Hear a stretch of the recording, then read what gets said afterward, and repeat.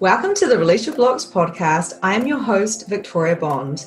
I am a spiritual empowerment coach. I help teach others to show up to their potency so they can fulfill their mission here on earth. I'm so glad you are here.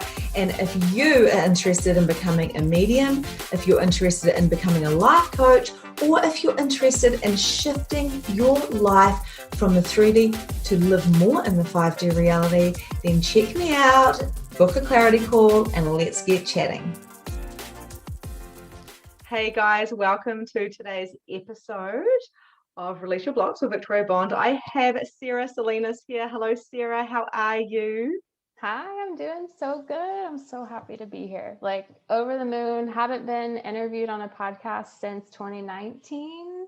So I'm stoked. Like I went from being interviewed on about 30 podcasts in 2019 to 0 in 2020 because I was tired of having the foundational basics tell me about you're a generator, you're a projector. And it's like energetically I pushed any of that away and I wasn't offered any, but it's like I've only in the last couple of weeks been like, I'm ready to be interviewed and like share my heart, but not the basics is what I keep saying. I keep saying I want a deeper conversation. And then you emailed me and here we are. And it's such an honor to have you here. And thank you so much. And for you guys listening, I just want to let you know that Sarah is from HD. It's the HDB. So THEHDBEE. On Instagram, and that is her business, and she is a human design reader, but she goes deeper, which actually aligns with you because you are a projector and that is what we do. So the conversation today is going to be a little bit deeper, and I just want to pre-frame this, guys. If you haven't heard of human design, please go check out Sarah because she has got, I've been on there, I've stalked her, that's how I found her, and she has got the most incredible content. She breaks things down on videos. You've got all sorts of stuff. So thank you, Sarah, for putting this out in the world, this free content. That is very, very generous and amazing. So yay. Absolutely. Yeah. If you want resources, just literally go to my Instagram, stuff in the bio. I have stuff on Teachable. You can scroll through 2 years worth of just, hey guys, I was interested in this or a meme or this or that.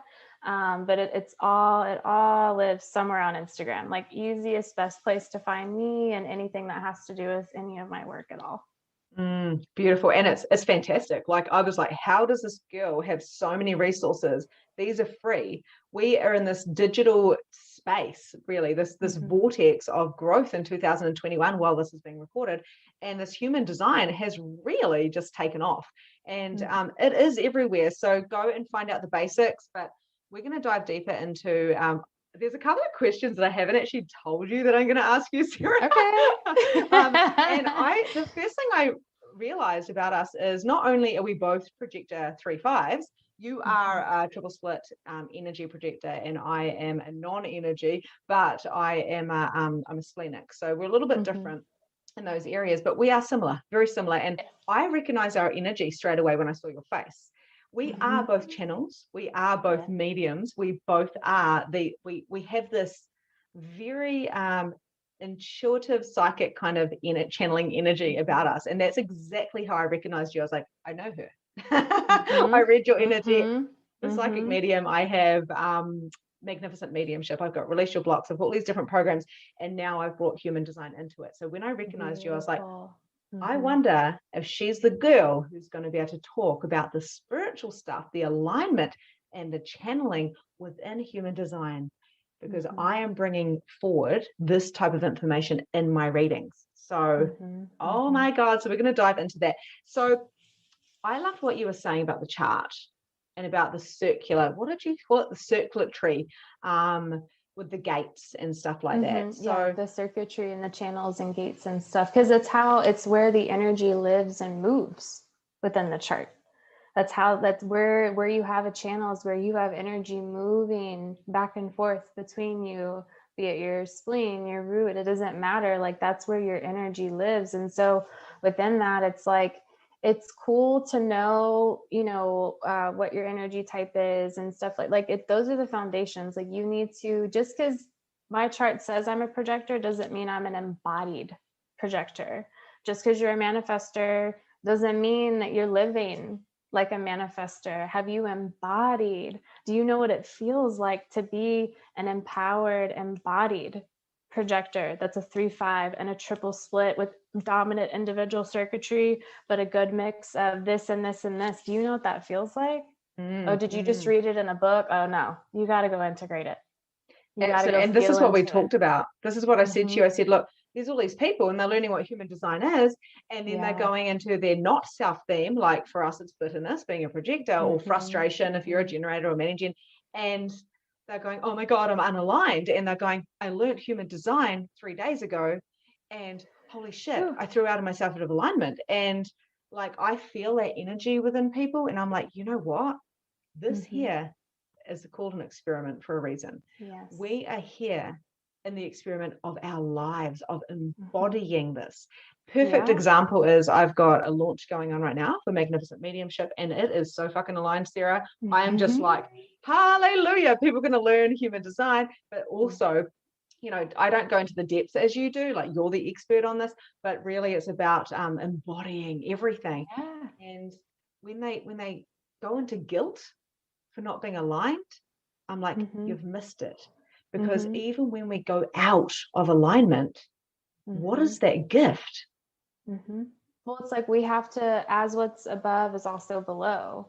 And so it's like you need to know what it feels like to be bitter. That way you know what it feels like to be successful. You have to understand what it means. You need to have those check-ins of frustration to check yourself, or who's causing that frustration. Are you in an environment that doesn't support you? Are you around family and you need to desperately get away from family to air out your aura and your energy and conditioning? Because that alone is deconditioning, is removing yourself from relationships and your life and people and places that influences so much. And like, even it's explained in human design that yellow diamond in the middle of the chart is your internal magnet. It attracts everything to you or pushes it away. That very middle. And within that, you know, that's where your magnetism comes from. So if you're in an environment and in a place that doesn't support the frequency that you know you need to be at, you need to change that environment, because the way that your magnet works, it's called the magnetic monopole. The way that it works is it attracts everything to you based off of the current energetic frequency that you're holding, be it intellectually, emotionally, spiritually. You're going to attract all of those things back to you. So an example that I like to give people on this is people that claim anxiety as their own. And they say, and this is how I see it, I'm like, I put my finger up and I'm like, look, you saying my anxiety, my anxiety, my anxiety, my anxiety. And it gets bigger and bigger. And then you wonder why you keep attracting situations that trigger your anxiety. That's the energetic frequency you're projecting out and attracting back. So for example, because I used to be one of those people a couple of years ago. Now surprise. Right? I'll say I'm experiencing anxiety today. And it's in my chest. And I'm going to go figure it out and feel into it. What's going on? Versus being like, oh my God, I'm anxious. Oh my God, I have social anxiety. Oh my God, I'm an introvert. Oh my God, this. And it's like, no, those are the stories you're telling yourself. That's not your truth. That's your story. And your story and your truth, they aren't always the same thing. But it's like your story, your truth and your story need to eventually align. And so many times it keeps us from our truth because of the stories that we're telling ourselves. And it's like, you can't keep sitting here saying, I have anxiety, I'm this, I'm this, I'm this, I'm this, and then wondering why, like, the truth feels so far away. You know, it's like, you got to stop those thought loops. You got to catch those feelings in those loops. And sometimes it's like, the way that I see stuff is like, when we think about the elements within just like astrology and life and just nature, when things start, it's an idea. Well, an idea, if you look into tarot or anything like that, that's air. And so many people stay within that very airy, like, well, I don't know what to do in this over here. And you ask someone how they feel, they're like, well, I don't know, because I'm thinking all these things. And it's like, how about we take it from up here and move it down? And when we can move it down and we can be in our heart center about something, that's where truth and passion and fire and emotions, and then it drops down a little bit deeper. and then it drops down a little bit deeper. And then eventually we get to more of that grounded state within things. And then it's like, another thing that I see is we try to make everything physical first. And that's not how life works. Things that are worth having are not physical first. And so within that, it's like when people, because one of my favorite things to just like, I understand people. So relationships are really important to me. Like I'm an Aquarius moon, and it's like, do you want someone on for the physical aspect of things and that's it? Or do you want an intellectual connection? Do you want a spiritual connection? Which connection is the most important to you?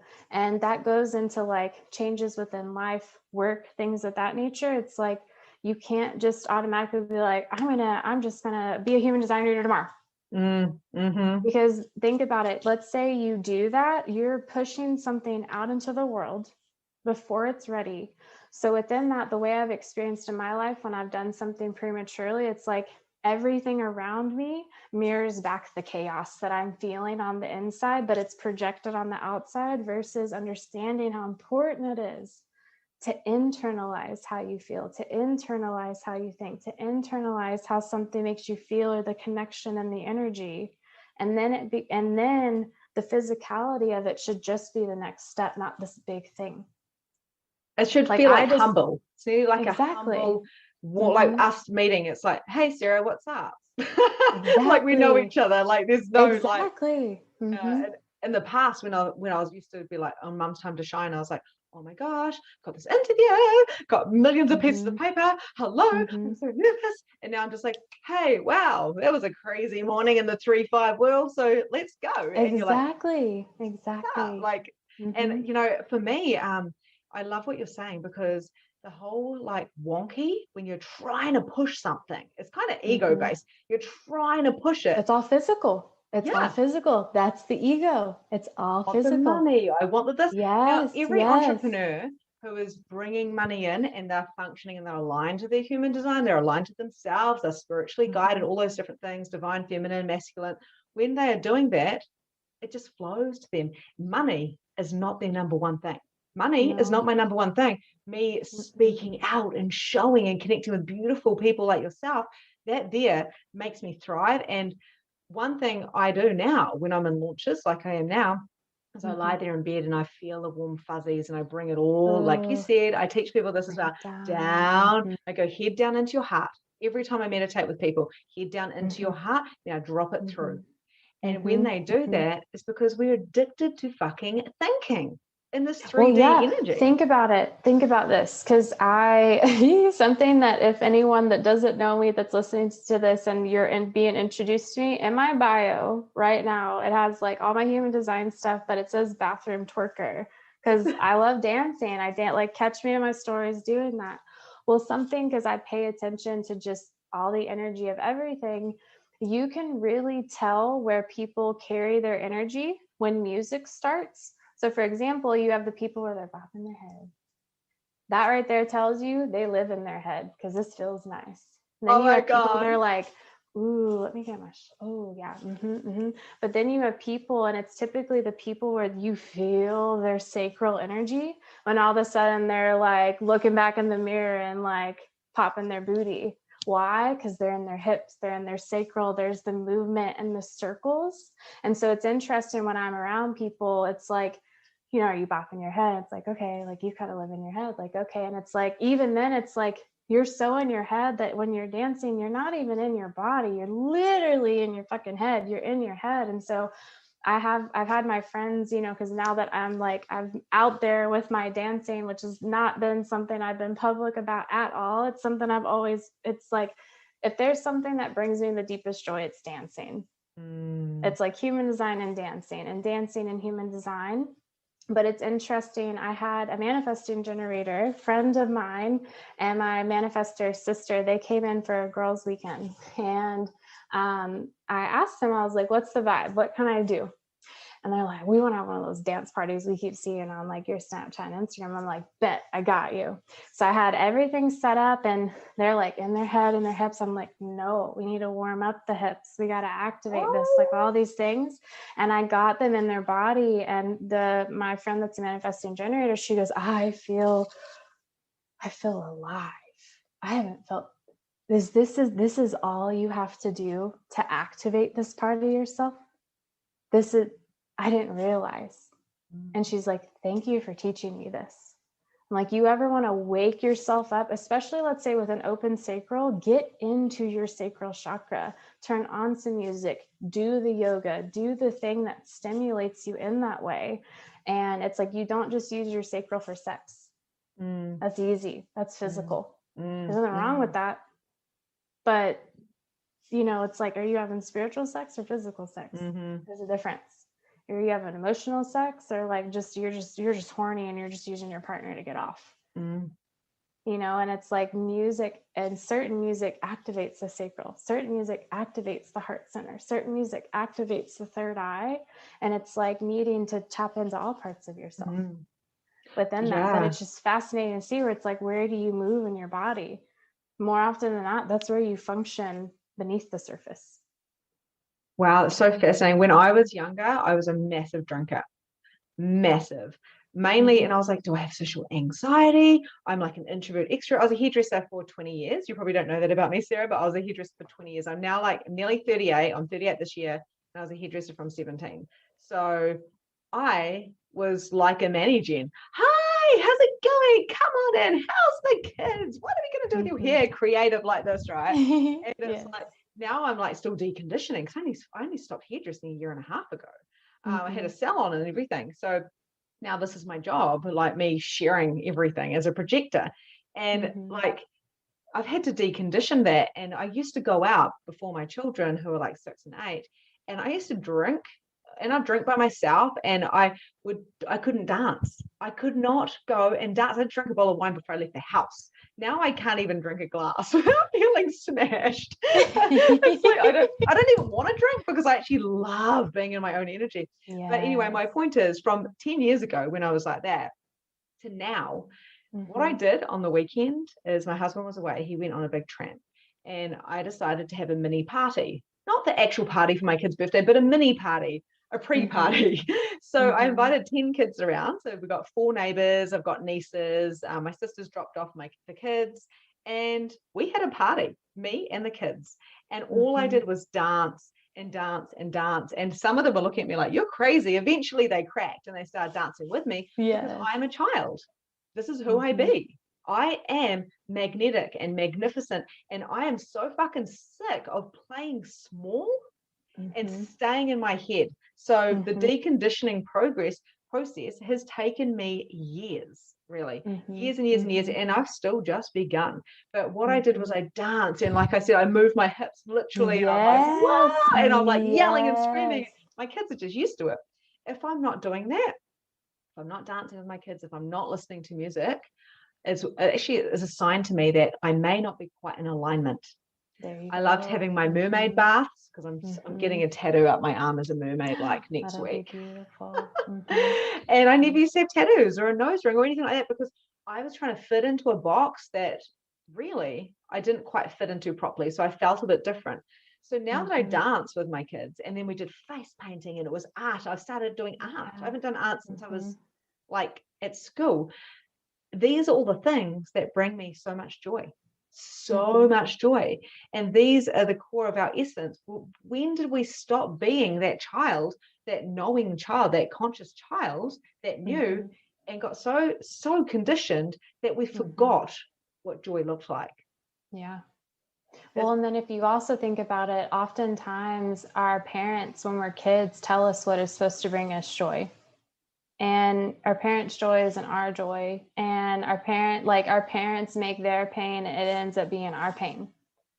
And, you know, it's just one of those things where it's like, you know, we're so conditioned at a young age. And it's like, I admire the parents that raise the free spirits, because those are the creatives that, you know, are out there doing what they want to do. And it doesn't paint the picture that society does, but damn, they're happy and their energy is so magnetic and magical things happen. You know, I had this visual pop in my head that I just want to share. So last year in 2020, my husband and I were sent home to work from home. And we both worked for the same company, and it was fine getting up every day. I worked for this company for 7 years, getting up every day, brush my teeth, brush my hair, put on some clothes, grab my coffee, drive all the way to work in silence, get there, sit for 8 hours, but get up in between to go to the bathroom and then sit in my car and drive home. And because there were like moments of movement, I thought that that was okay and that was normal. It wasn't until I was sitting at my kitchen table in my home, and I was fucking sitting for 9 hours a day. And then I would get up and I'd have an hour break and I would go sit in a session for up to 2 hours. And that didn't bother me until it started to bother me. And it's like, I'm literally living my life sitting. I'm sitting. And being a 3-5 and being that third line, like need to get your hands dirty, no wonder why things started to become stagnant for me. I was just sitting. And it's like, but when I get up and dance, or I go outside, or I do this, or I connect with someone and like tap into so much of the embodiment of what it means and feels like to be me. Like, I had one of my friends the other day, she was like, is it weird to think of yourself as hot or sexy? And I was like, personally, I don't like those words because it makes me sound like you just want to fuck me. I'm not cool with that. However, being sensual and voluptuous within my energy, where my energy is so felt when you're around me that it kind of, if you're not comfortable and like with yourself, you're going to be uncomfortable with me. That's what I want my energy to feel like. Yes. That's what I want it to just literally, like, I walk in and it's like, you know, like it's almost like warm honey mixed with like vines and plants and flowers, just, and it's like, if you're uncomfortable with yourself, you're going to be uncomfortable with me, but I'm totally fine. That's what I want my energy to feel like.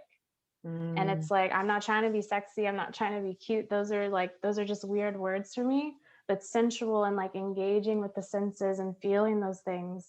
That's what I want my energy to feel like. And within that, that makes people uncomfortable, not because of what you're doing, but because of the disease it creates in them.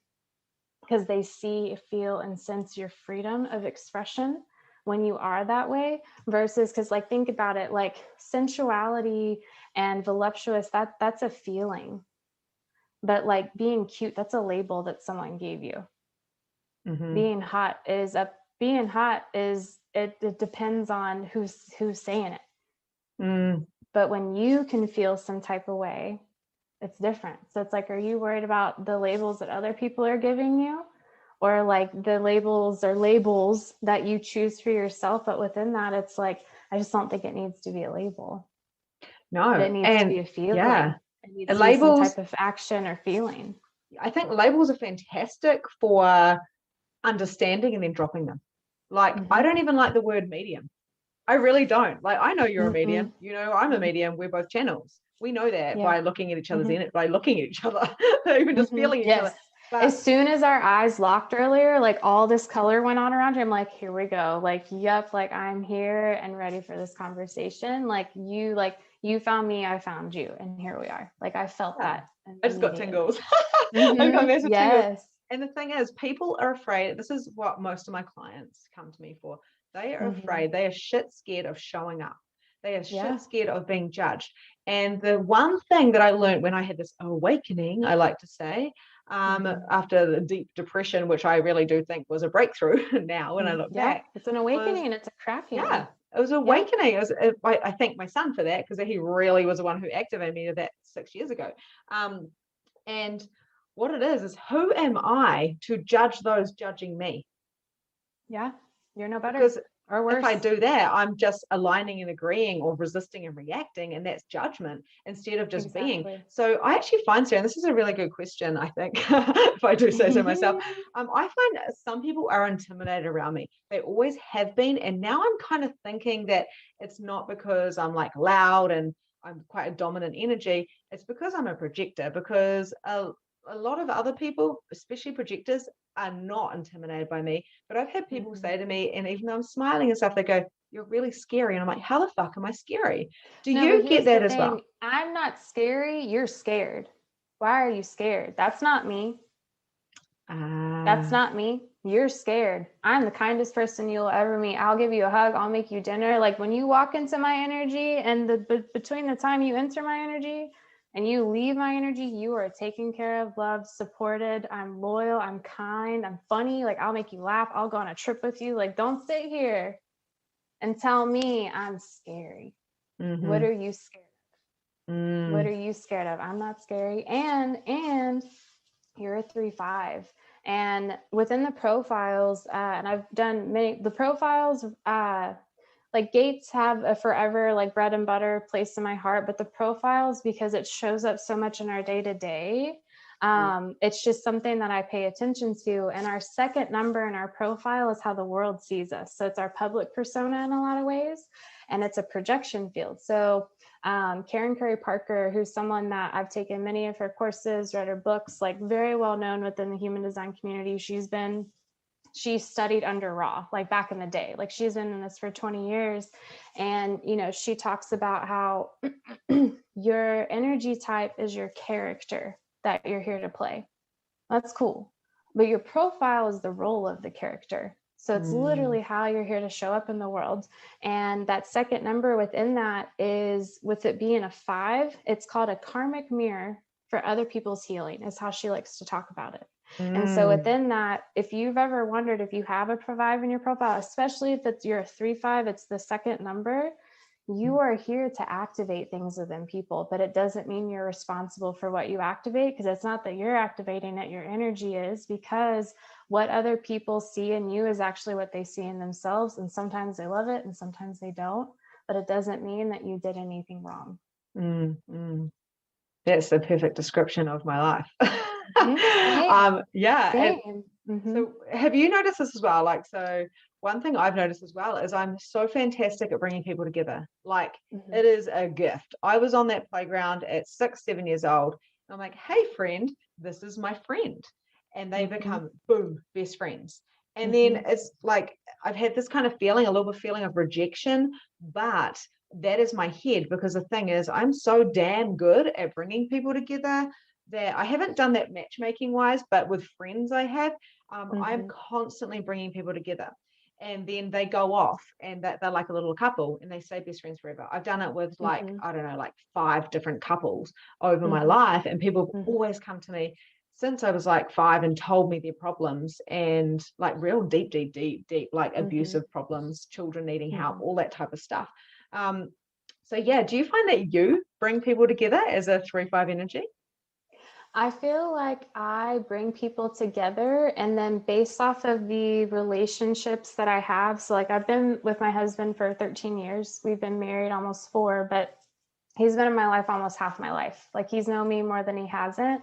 But it's interesting where if someone comes into our life, it's like they come into my life and then they get to meet Michael. If they get to meet Michael, they end up questioning everything within their relationships. Wow. But what's interesting is we're both 3-5 projectors. Wow. Are you and really? So within that, yeah. And so within that, when you don't leave, I've learned you don't leave an interaction with Michael or Michael and I together without going home and being like, oh shit, damn, or like, wow, I need to pay attention to this more, or this or this. But again, that's that 5th line projection of you only see what you want to see in me. So do you really see me? And most people don't, unfortunately, but like that's also okay, because I've worked so hard to like allow the people that I've chosen to be close to me to see all facets of me. But even in that, like I'm a Gemini projector. So it's like, whoever you are is who I am. So I remember reading, I think it was in Jessica Lanadu's book. She goes, if you're bored around a projector if you're bored around a Gemini, it's not because they're boring, it's because you're boring. Oh my God, like, Geminis are the best. I'm only as interesting as you are interesting. Wow. I didn't know that about Geminis. My sister's a Gemini, but she's a Mani-Gen and she's a 3-5 as well. And she's just go, but she loves it. I've got 2 children that are Mani-Gens as well. My husband is a generator. My husband is the polar opposite to me in every way. We've been together for 20 years. We've been together since we were 16. I love that. And it is just so fascinating, but we're not like you guys. We're like way different. Well, and here's the thing, like Michael and I, we're both 3-5 triple split projectors. Oh my God. However, when you look at more of the astrological part of our chart, what's funny is where like I'm a balance of all 4 elements, And like within the pie chart, like I have placements all over the chart. All of his stuff sits at the bottom, which means he's very introverted. He could live on an island by himself. Like I like to think of his energy, because he has a lot of Capricorn in his chart, as just a tree. And then like, I'm the rainbow above the tree, but like we both need each other. Like I don't need him to be like me and vice versa. And I don't know when you found me, but on Instagram, but I posted this video a couple of weeks back about this. I've had this just higher interdimensional consciousness of sorts. She's been talking to me lately. And what's interesting is being a 3/5 as well, threes understand relationships, and they call it bonds made and broken. Threes know what is worth it or not, especially within relationships. And what's interesting is I had this massive it was hours, like the amount of notes I have in my phone about this energy that came and spoke to me about human design information. It basically showed me how in life we have life partners, and then we have mirrors. Both are needed, both are important, and they are not the same. So this is, and I'm going to try to explain this visual, because it came to me in a vision, and then she basically brought everyone in my life forward and showed me who they were. Wow.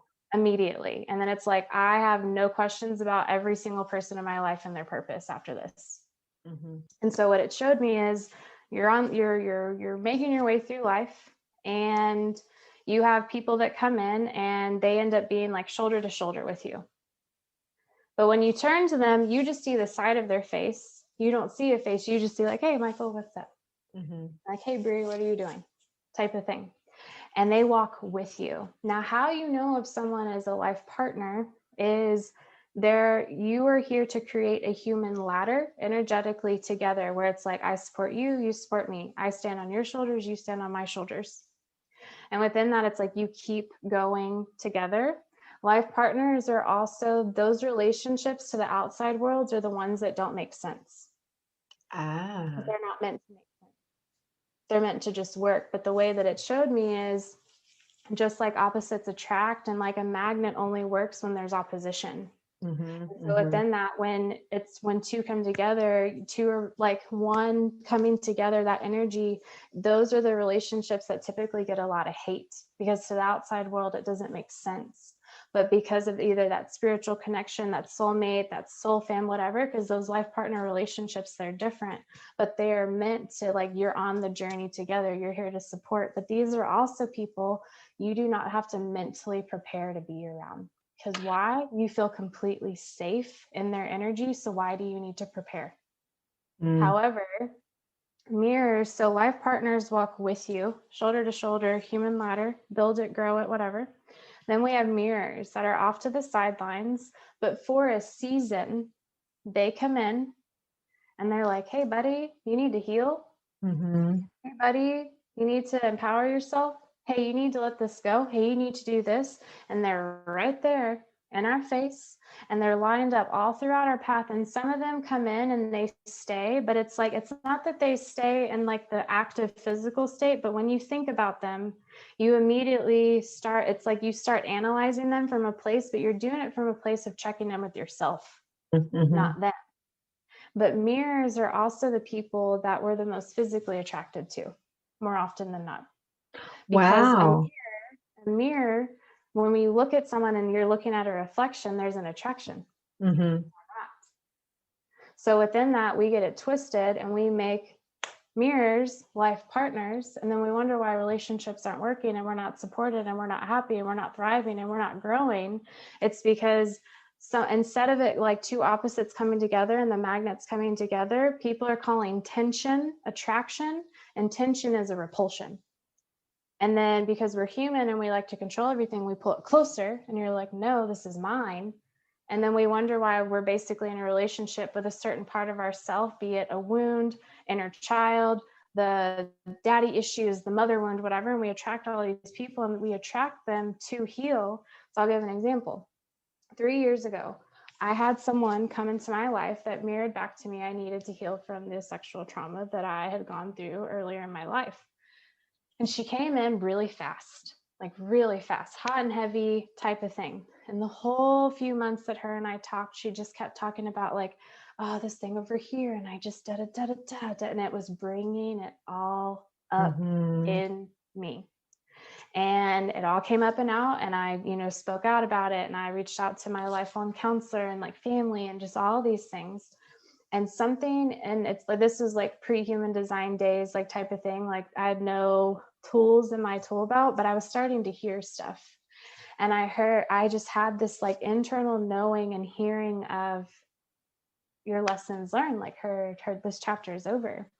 And something told me it was almost like it warned me that she was going to fall away, but to trust it. So I was sitting with it. I'm like, I've healed from this. And I was just like, I'm curious what's going to happen.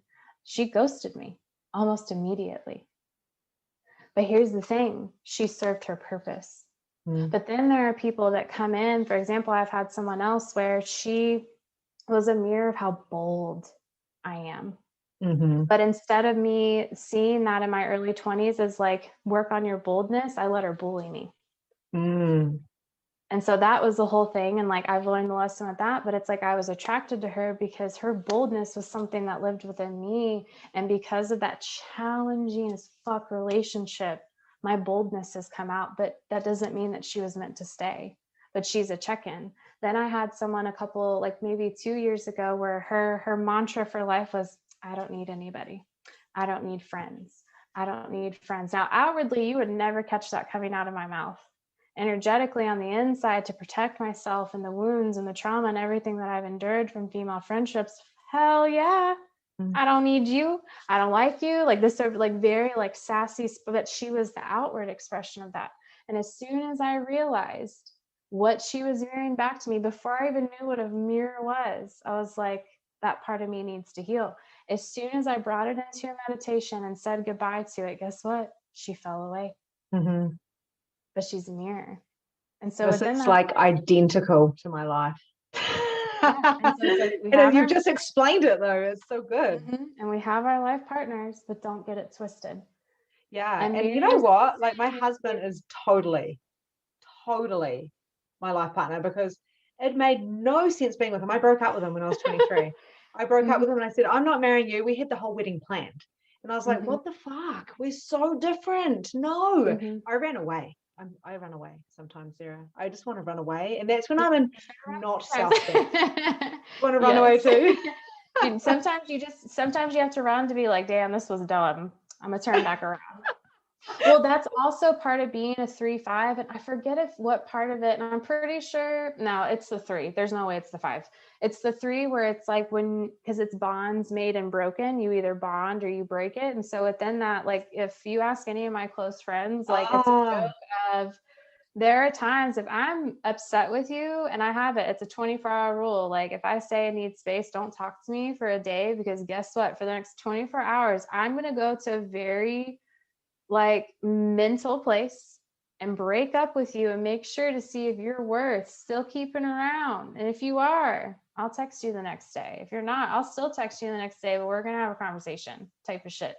But it's like 3s know what are worth it or not. Beautiful. That's fantastic.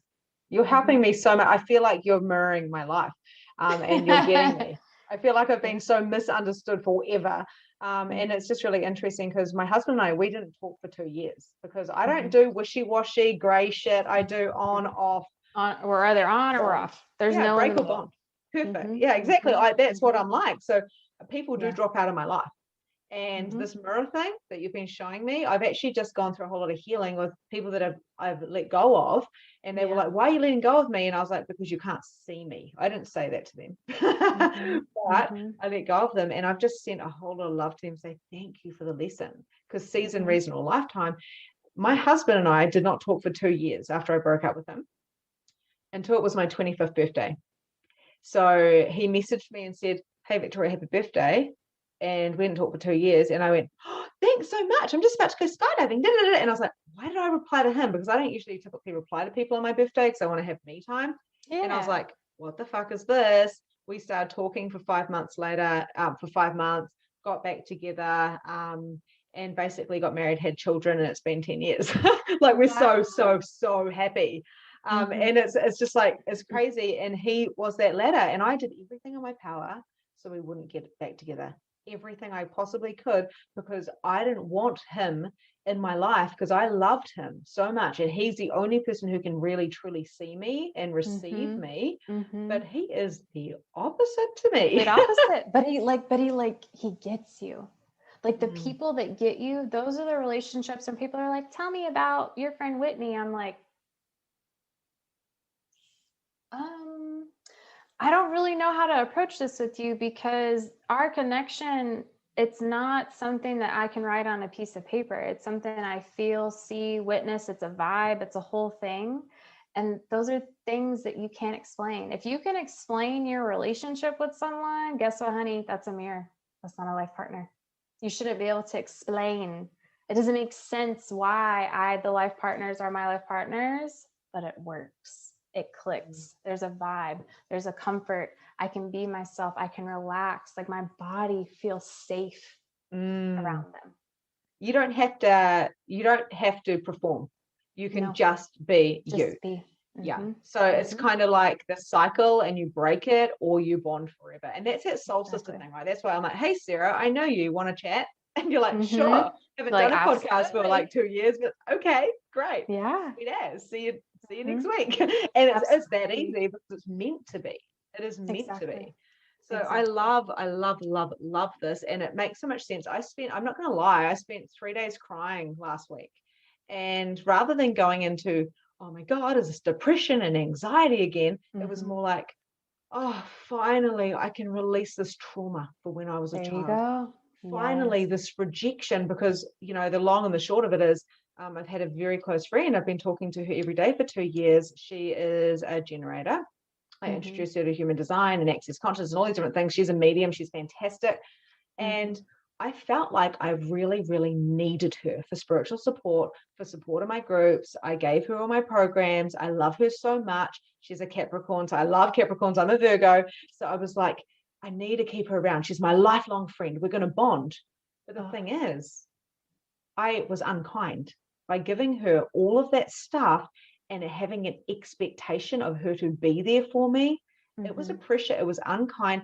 And when it became very clear to me that she needs to have a breakthrough on her own, and my body was starting to do crazy things, she basically dropped out of all my stuff. We're still very good friends, but it had to change. It had to shift. And it wasn't about that situation. It was so much deeper.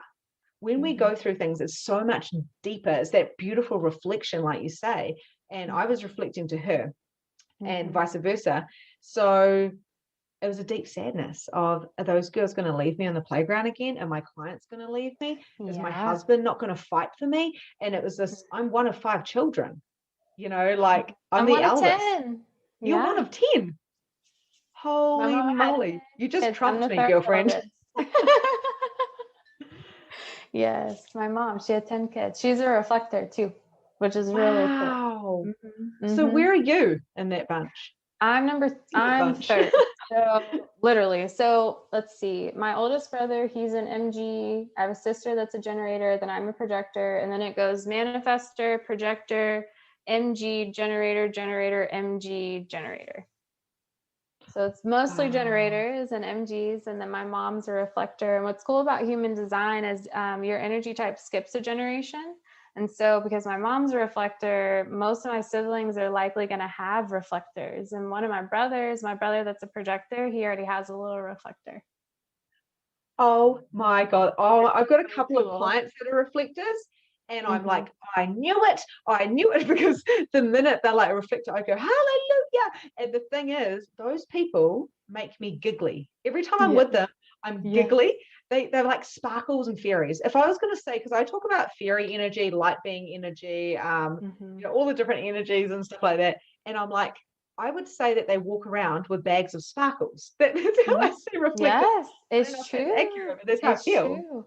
Yes, they're lunar beings. They illuminate, they sparkle, they're transparent, like effervescent, like it's a like when I ran my mom's chart, I'm like, and yep, she's a reflector, and her whole life made sense to me. Her whole life, like whole life made sense to me. And I'm like, yeah, mama, you're a reflector. Like, go outside. Like, please be outside as often as, like, if you're a reflector listening to this, the more time you can spend out in nature, I guarantee you'll have more peace. Like, go outside. If you're not a reflector, go outside. Doesn't matter. Like, think about it. We are nature. Nature is us. So we need water and sunshine just as much as the plants. Wow, that's so amazing. And I feel like we need to do this releasing. Like I say, the 3 days that I cried, I still showed up to calls, to podcasts. Sure. I still showed up to everything.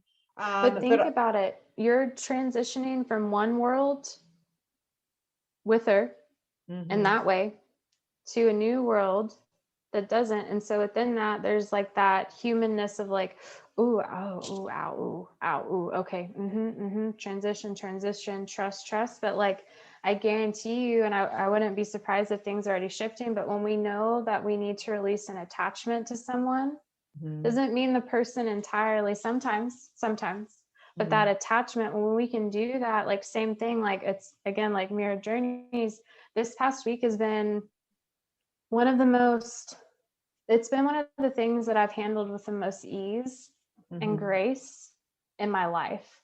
And like needing to let go of an attachment to someone that's a mirror to me in a lot of ways. And it's like, I've healed from all of that stuff. And within that, like it's everything in me knows that that bond needs to be broken, that the bond that was made, it can be no more. And what's interesting and trusting that and creating and moving space, because our relationships are what help us get where we're going in life, or staying or stagnant or complacent, excuses, justifications, you name it.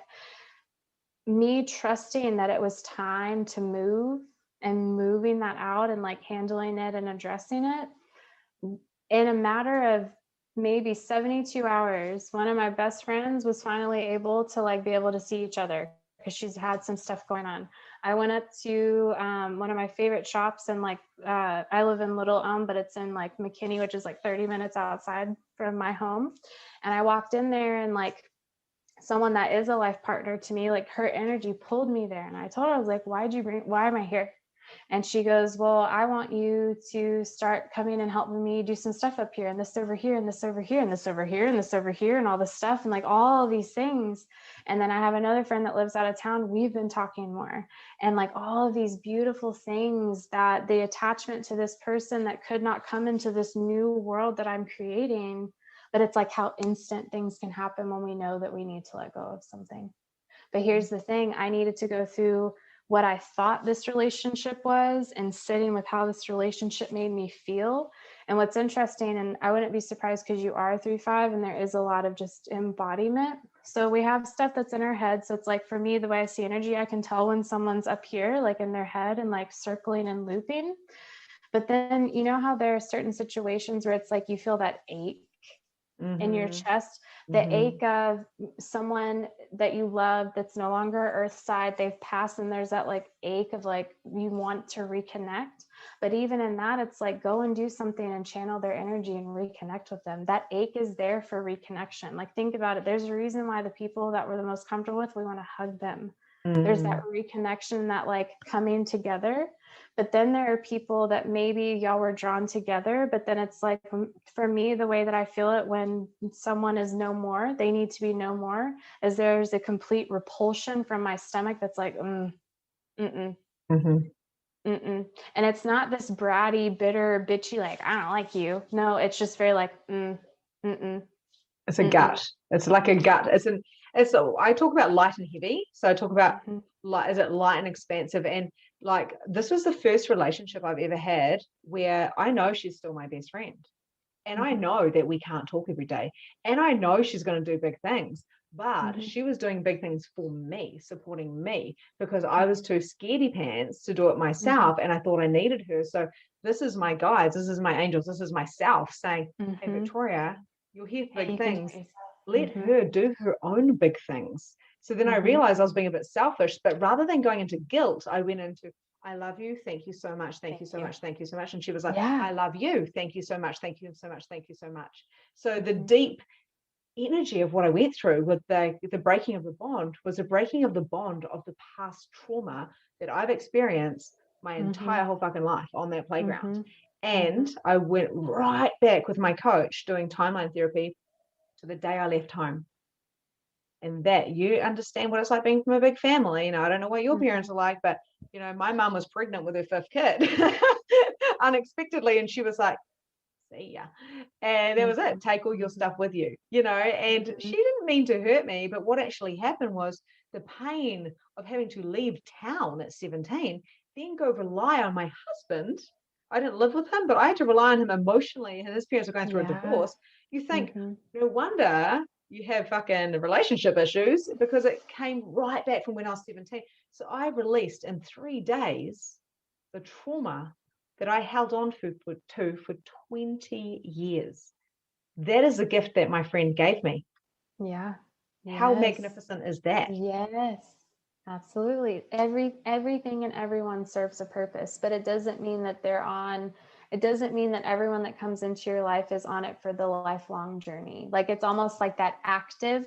It's like they can still be there, but it doesn't mean you need to be an active part. And then there's also where it's like there are relationships where it's like you're codependent on them, thinking that they need you and things of that nature. So it's like it's needing to check in with yourself, where it's like, why are you keeping it around? Is it because you're too prideful to let it go because of the time that y'all have been friends, even though you're not even growing together, and like this over here? And it's like, if we're not growing actively together, then we're growing separately. That's okay. Like, that is okay. But then there are people that choose to be in your circle and active and that support and things of that nature. But it's like, instead of trying to force someone to be something based off of what trauma trigger response from 20 years ago. But even in that, it's like, that's a mirror for a lesson that you need to learn, where it's like, you're fully capable of doing big things by yourself. And you don't need to you don't need someone else to like be a crutch on, to be like, hey, help me. Yeah. Hey, do this. Hey, do this. Like, I can't do it alone. Be my sidekick, come and be my date, for whatever. And it's not kind. And it's not kind when we're chunking out our clients. It's not kind because we're projectors, and same with managens, I suppose, like even manifestors. It's like when you're going along and you're chunking people out because you're trying to prove your worth. I want to be worthy of being your friend, Sarah. So what if I just like give you everything that you need? Or vice versa. And again, it's that mirror to go, we are here. And being from a big family as well, it was always like, take your brothers and sisters, you're here to share. I love to share. I would have shared having birth with people. I'm like, why don't you get pregnant as well? We can have a baby together. Why don't we have a double wedding? And my sister, who's a managing 3-5, was like, I just want to do it on my own. Thanks. So like, thanks, appreciate it. Like, but here's the thing, like, that right there tells me that part of your energetic essence is being a buddy. And within that, you link and you link and you link and you link things for people, and that connection and things of that nature. But being mindful of like, what are you linking yourself to?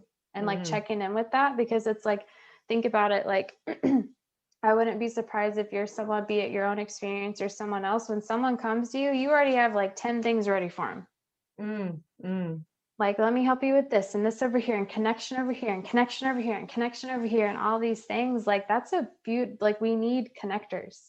Like, we need those connectors. And I just feel like you have so much of that energetic essence within that. Because think about it right now, like, you're connecting me to people and I'm connecting you to my people.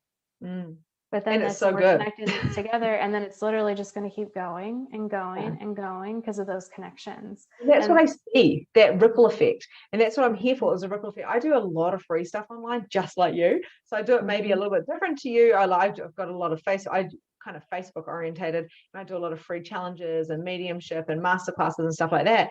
And it's all free, but I know I'm going to get paid for it, because that's what I'm here for, is for big things. And the learning and doing it on your own, because I'll create the buddy, and then I'll get them another buddy and say goodbye. Yes. But then I've held on to the same husband for 20 years minus 2. It's so fascinating. Absolutely. So with these personality profiles, with people learning about human design, I know you talk about the energy, right? So the energy the energy type as well. And then, of course, there's the gates and all that type of stuff. So once they are kind of okay with, all right, I'm a projector and I just released and I just cried, it doesn't mean I was a not self thing. It just meant that I was going through something. Probably I was probably more aligned then because I was channeling stuff.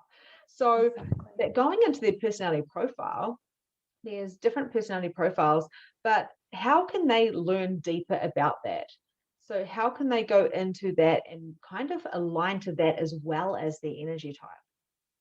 So the way that I see this, if the profiles are how we're here to show up as who we are, so it's like our energy type is like, okay, I'm here to connect with other people, but I'm here to connect with other people based off of what I've gone through and I've experienced and teach them from my own personal experiences. That's how I'm here to be a projector. And so within that, it's looking at, I like to think of the profiles as your first number is kind of south node qualities. It has no correlation. It's just my own personal opinion theory on it. It's more of a south node. You're good at it.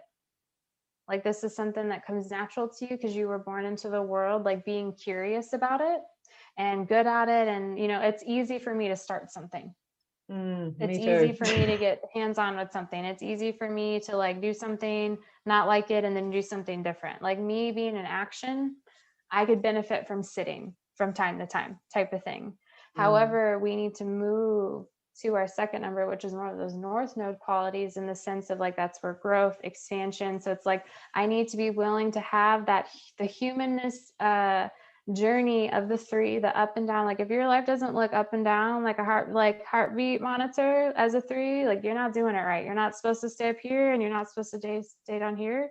You're here to ebb and flow with the energy, but then based off of what you integrate within your energy and the highs and the lows and the up and the down and the this and the that, you take that into the five and you go and teach people your ways. Like you teach people your ways, but your second number is typically going to be the last thing that you want to do because it shows up for you unconsciously. It's your innate nature, but you can push it back. And so within that, it's like the way I like to see this in relationships, if you want to know the heart of someone, look at their first number. You want to look at the public persona of someone and how you see them from the outside, it's their second number. And so within that, it's important. Let's use us as an example. As a third line, we need to make people aware of the humanness in us, not the finished product of something, not when everything is perfect. No, it's like, hey, look at what I'm experiencing. Look at what I'm going through.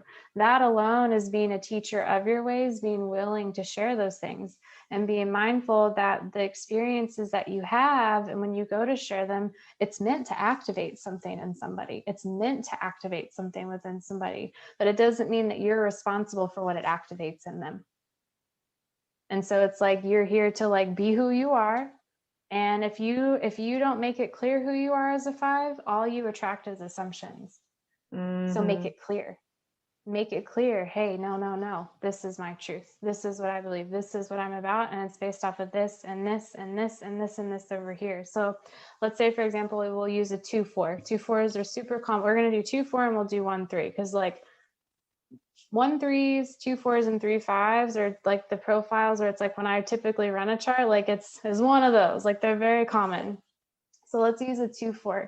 2-4s, they're naturally gifted at, they're just the thing that they're gifted at. It's something that it just comes so naturally to them to the point where they may not even necessarily see how gifted they're at it until someone calls it out of them, but they like a lot of time and space.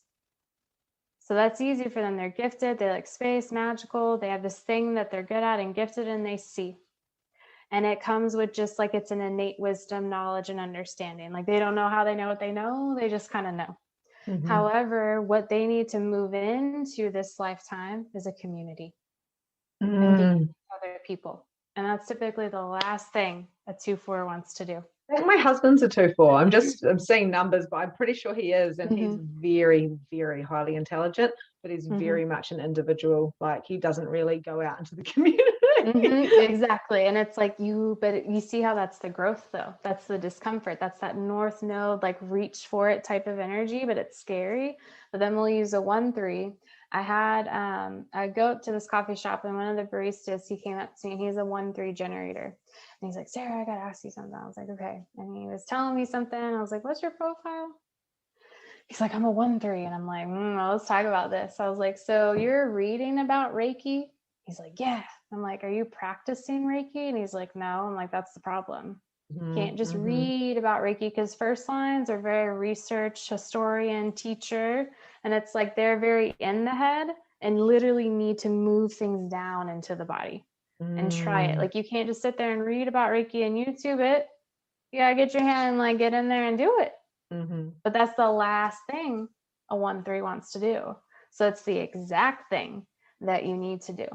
So if you want to know where you can grow and like sit in like a lot of deconditioning, look at your second number.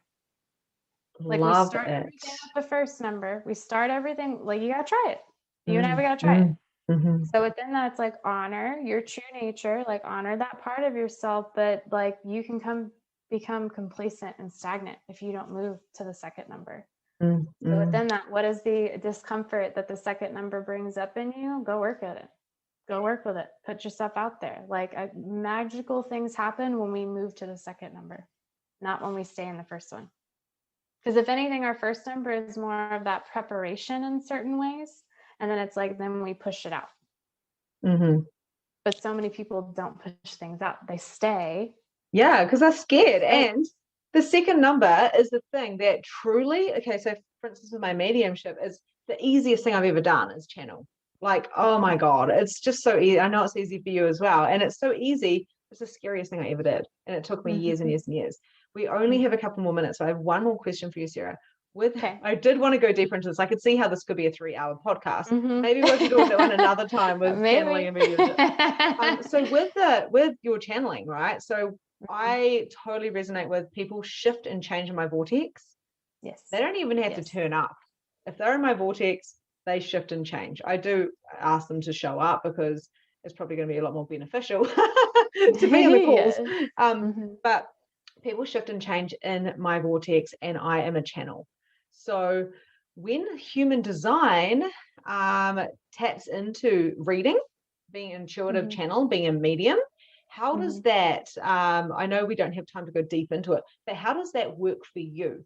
Because I know you channel, so do I do light language and all the things. But, you know, I really want to bring this into my mediumship so much more, but I haven't found anyone as yet who talks about it like you do. So the way that I go about it is, when I run a chart, instead of looking at what the chart is telling me it looks like, I pay attention to how the chart makes me feel, what it brings up in me. Because being a channel, you feel things. You don't just hear things, see things, you feel them. And so when I get on a call and all of a sudden, like, my chest gets really tight, I've learned 9 times out of 10, if not 10 times out of 10, I'm not nervous. They are. So we get on the call, like, hey, what's going on? And all of a sudden we're laughing. And then all of a sudden it's like, and then it's like, I feel the rise and then the fall and then this and the that. I'm also, my dominant clair is clairvoyancy. And so when I'm talking to someone, even as you and I have been talking, like, I see stuff above your head. Now, when I say I see stuff above your head, because I know, like, someone's listening to this, they're like, damn, she sees shit, which, like, I do. Like, I'm not going to deny that. Yeah, so do I. However, when someone's talking, I see thought bubbles appear before them. Oh my God, that's so cool. And so it's like, I'll see it. And there are times where someone's trying to explain something and I'm like, I don't need you to explain yourself to me. Keep talking. I understand you. Just keep talking. And then the thought bubble gets bigger. And then I see that. And I'm like, ooh, okay. And then because of the way that my brain and mind and chart and the energy works, then I bring that thought bubble down, and then we go, and then all of a sudden, like, they're crying or laughing or like grabbing their chest. So it's like, I bring my energy, I see their energy, I see their chart. Typically I have their face and their chart like side by side. And as they're talking, I'll see things, and I'll see something about this and this over here. So the way that I process is I completely open myself up, and I don't keep myself open. I open myself up before every session. And then I close that, because I'm not always willing to be an open channel until I'm willing, ready, and able to be an open channel. Because back when I was just a raw nerve walking around in the world, that's when I was drinking, alcoholic, debt, didn't know what to do, anxiety, like all the things. Like, I've learned to reel that right here. Like, I've learned to reel that in, because you feel and see a lot. And so it's like, I take what I've learned in the books, I take how I observe and study people and the experiences that I've had and the embodiment. And then I'm 2.5 years in, almost 2.5 years into doing human design, but I've been interviewed about 30 times on different podcasts. I've done classes. I'm upwards of over 1,000 readings in the last 2.5 years. And I'm always learning and studying and monitoring behavior. And I'm a quad right in my chart, meaning all my arrows point to the right. So Wow. I am basically just a channel. Mm. And so it's like, I pay attention to energy all around me. And then based off of that, I'll bring it to the person and then we work with it. So when they're going to the right, that's more masculine, right? Is that more masculine? When it goes to the right, it's more yin. And when it goes to the left, it's more yang. I've got one left. So my bottom red one is left. Mm-hmm. The rest of them are going to the right. So I know I'm a specific manifestor. So you're more of, if it points to the right, you're more of the receptive, recessive, like open type of channel. And then there are certain parts, just because of the way that the arrows work, like your mind could be very single focused, or your perspective and how you see it, just depends on how your mind and your brain work. But it's when someone starts asking me questions, or I've learned to ask questions to get them to ask questions, and it's like everything comes to the front and then it's like it just comes out. And I'll see things, like I see everything as energy. So I'm visual. I'm very visual, and I've learned to translate, because I'm a 5, the visuals and energy and the feelings that I see, know. And it's developed into what it's developed into the last 2 years. Like, I'm not just a human design reader, like I am an intuitive. And because I understand human nature, because I'm meant to understand relationships, human design, like I was out on a walk the other day and I just kind of had this like voice in my head that's just been kind of chatting with me the last couple of weeks. And I heard, you do not teach the human design system, you speak the human design language. And that's true. So you. That is like, I've only watched one of your videos because I only found you recently. And I'm like, so, you know, I've got 2 kids and a business and all the things. Yes. So I'm like, oh my God, I can't wait to dive into her Instagram, guys. And I highly recommend that you do that, because you're very generous, like I said, with this information. And I'm literally so excited. But you speak it. And it's not, we're here to be it. We're not here to learn and then have to go read a chart like this. And that's why I'm so excited about learning more human design and bringing it into my intuitive readings, because I don't see Sarah as such. You know, I see energy. My hands have been turned on this whole time because you're a natural healer. You're an intuitive. And I wish we had more time, because I would love to talk about the mediumship and the channeling, because I love how you do this. It is just absolutely magnificent. Thank you for being you in the world. Thank you so much. What a compliment. Like, I felt that in my heart. Thank you. I really appreciate that, because I just want to be me. And by being me, I help you be you. And then we get to be ourselves together. Like, something that I'm told often, which, like, I'm totally down to do another interview and we could talk about what I've been marinating on. But something that I've been told by people is like, when I'm around you, I feel grounded. When I'm around you, I feel safe. When I'm around you, I feel comfortable. I'm like, damn, but I'm a double air fire sign. Like, that is not earthy at all. Hey, I'm Earth. I'm just straight up Earth.